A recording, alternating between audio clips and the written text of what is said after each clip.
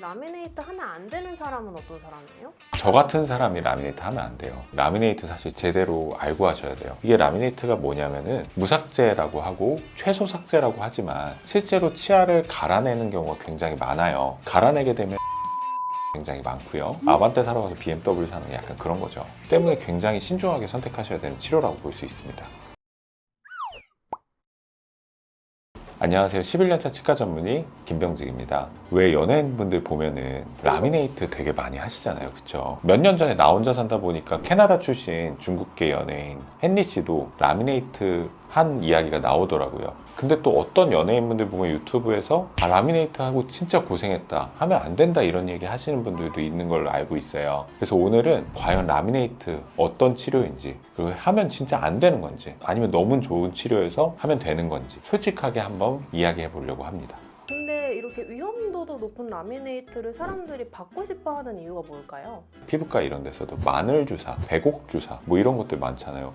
마늘 주사 나도 지금 얘기하면서도 너무 맞아보고 싶어요. 라미네이트도 발음도 너무 예뻐요. 라미네이트. 그쵸? 너무 성공적인 브랜딩의 사례인 것 같아요. 또 요즘은 각자 큰 치과병원들이나 치과의원들에서는 좀 독특한 걸 하셔서 그 행위의 상표권을 취득하셔서 뭐 다른 이름으로 불리는 경우도 많죠. 실상표명을 언급하기는 좀 그렇지만 굉장히 성공한 브랜딩이기 때문에 많이들 받고 싶어 하는 경우가 일단 많아요. 그리고 두 번째로는 교정하기 귀찮잖아요. 교정하시게 되시면 2년 내지 3년 이렇게 하셔야 되고, 뿐만 아니라 그때마다 가끔씩 치과에 가셔야 되고, 또 장치를 붙이는 경우에는 장치가 떨어지게 되면은 치과에 내원하시고, 또 찔리거나 이런 것도 불편하고요. 근데 급속 교정이라는 단어로 사실 라미네이트를 많이 말씀을 하시잖아요. 굉장히 매력적으로 느껴지는 거죠. 그리고 사실 가격적인 측면도 교정보다 그렇게 많이 비싸지 않거든요. 그렇기 때문에 라미네이트에 대해서 굉장히 관심이 많고 받고 싶어 하시는 분들이 굉장히 많은 것 같아요.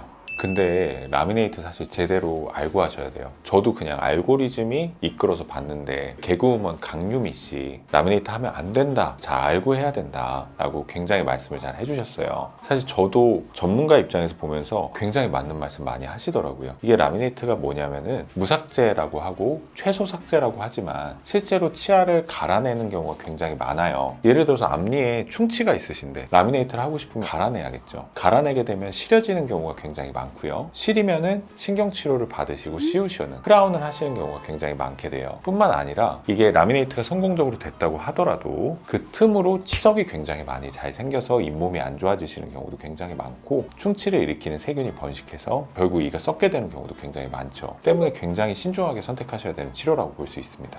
제가 실제로, 나 이거 얘기하니까 되게 옛날 사람 같은데, 이제 TV를 군대에 있을 때 보고 있는데 그 장면이 생생히 기억이 나요. 그 김구라 씨랑 탑 씨랑 아이스크림 먹는데 라미네이트 갑자기 딱 진짜 빠진 거예요. 진짜 그건 라미네이트였어요.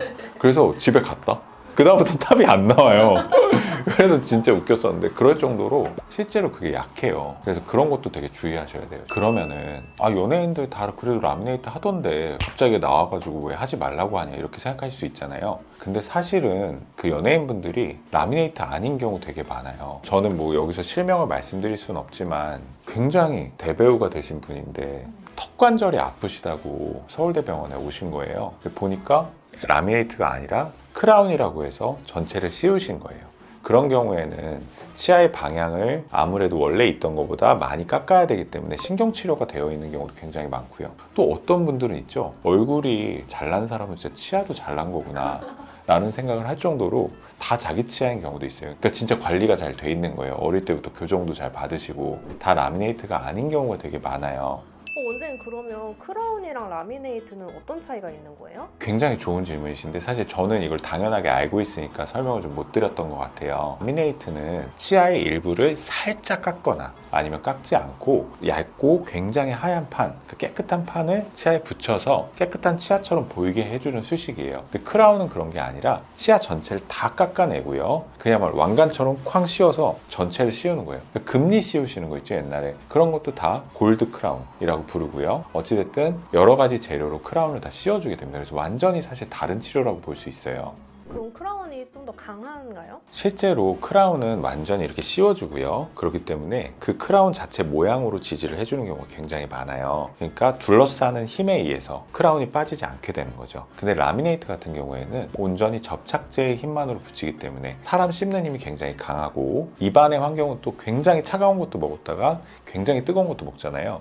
그러니까 팽창했다 수축했다를 반복하기 때문에 아무래도 잘 빠지는 경우가 굉장히 많아요. 또 라미네이트 같은 경우에는 크라운보다 그 두께가 굉장히 얇습니다. 그렇기 때문에 아무래도 그 자체가 깨지거나 탈락하는 경우 아니면 금이 가는 경우가 굉장히 많습니다.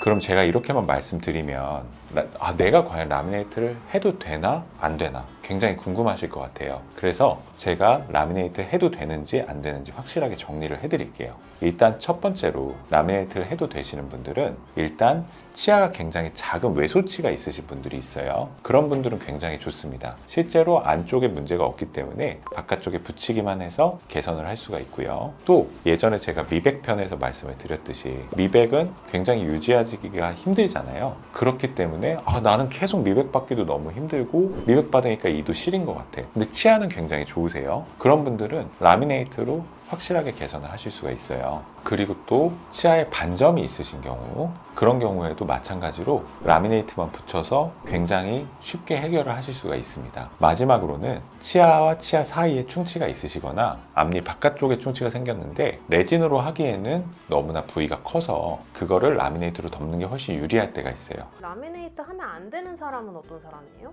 그냥 제 얼굴을 기억하시면 돼요. 저 같은 사람이 라미네이트 하면 안 돼요. 제가 일단 보시면 입이 튀어나왔잖아요. 입이 튀어나오신 분들은 하면 안 돼요. 입이 튀어나온 그 기준이 뭐야 이렇게 생각하실 수 있는데 손가락을 이렇게 다 같이 들어보세요. 턱이랑 코에 이렇게 대보세요. 그 입술이 눌리시죠? 입술이 눌리면 다 입이 튀어나온 거예요.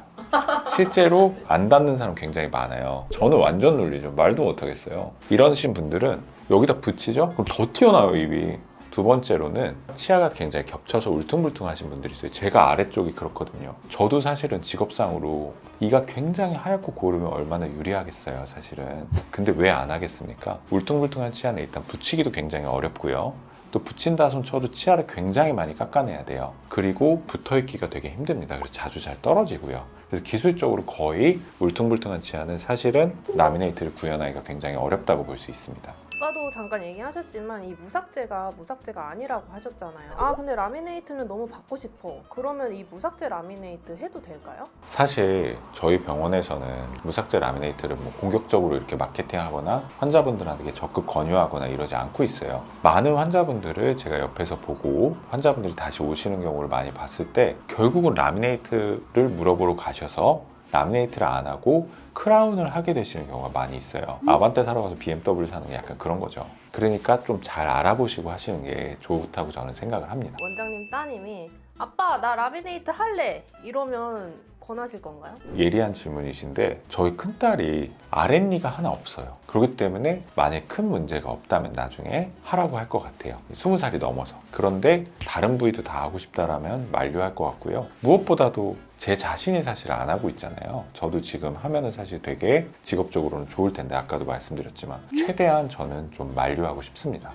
사실 라미네이트는 아까 앞에서도 말씀드렸지만 제일 성공한 치과 브랜딩, 치과 마케팅의 한 사례라고 저는 생각을 해요. 그런데 너무나 무분별하게 이것들이 광고에서나 다른 매체에서 다루어지고 있는 것 같아서 좀 안타까운 마음이 있고요. 제가 이전에 말씀드렸던 양심치과 고르는 법에서도 말씀드렸듯이 여러분의 지인들이 직접 가본 치과 가서 성공적으로 치료받고 있고 오랫동안 관계를 유지하고 있는 치과가 굉장히 좋은 치과입니다. 그런 치과에 가셔서 한 번 더 문의를 해보시고 신중하게 결정하시는 걸 저는 추천드려요. 그래서 라미네이트 필요하신 분들 물론 하면 좋죠. 하지만 이건 절대 교정의 대체제가 아니라고 생각을 하거든요. 그래서 주변에 라미네이트 고민하고 계신 분들이 있다면 이 영상 공유해서 조금 더 신중하게 잘 결정하실 수 있게 해주셨으면 좋겠습니다.